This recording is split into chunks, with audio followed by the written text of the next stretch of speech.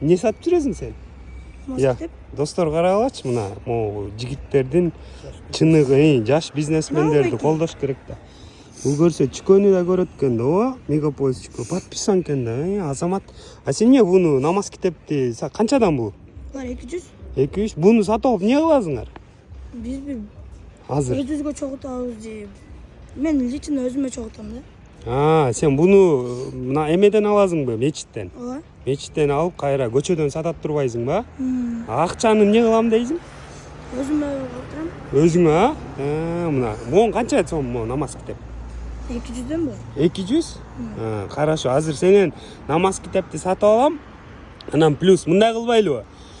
Силерге азыр намаз китепти сатып албай эле, наоборот силерге чүкө ойноп, намаз китепти өзүңдө да калсын. Макул, намаз китеп сатып алайынчы. Ошо плюс чүкө ойноп менен акча утуп албайсыңарбы? Канча досторуң? Буякта дос келери.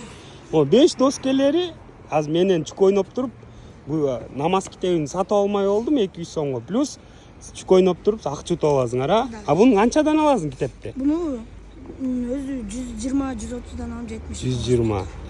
Азамат мына бир китепке бир 70 сом же 100 сом тегереги кошуп сатат экен бирге бир.